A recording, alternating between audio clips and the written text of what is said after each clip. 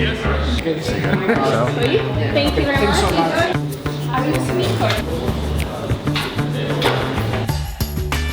Cloud providers are now realizing that security has to get built in. Those are hundreds of features that are getting built into a cloud platform. And that means that those cloud platform providers are now listening in a different way. What DevSecOps means is that we're really changing and revolutionizing how security is implemented with the DevOps capabilities that are out there. The energy here at DevSecCon is absolutely fabulous. It's a great opportunity to learn, and one of the best conferences that we've attended this year. It's nice to see a lot of DevOps guys actually coming out and actually talking about security. We're used to seeing security guys talking about what they think about DevOps, but it's the first time we've seen DevOps guys saying how they're solving security problems. I really love the idea of putting security testing in as part of my code base, because we've moved everything else into the code base and I've got it all testing, I've got it in the repositories, I'm managing to version control it.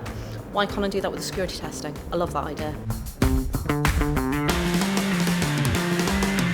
So the highlights for DevSecCon for me at the moment was probably Francois' opening part.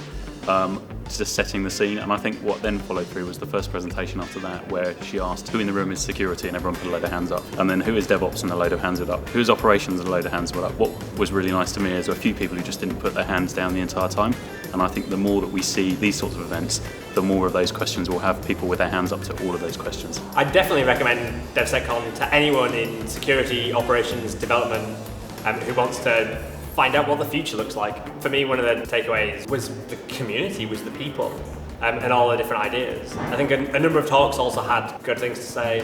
The software supply chain concept, I think, is really interesting to think about how to apply that to security work. There are a few broad themes of the day, and one of the main ones is that we should be defining this stuff in code rather than sort of doing it manually. And that's something, when you hear that over and over again from different people, you know that it's definitely true. And we've already tried to do that with a lot of the stuff at The Guardian, so I think we need to be a little bit better about doing that for security, and that's we've been learning some techniques today about how best to do that.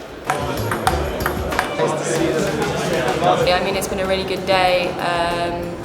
There's been a really good vibe, the venue is amazing, all the different activities and stuff that are going on give you a lot of choice, so I definitely recommend it to somebody and come again next year.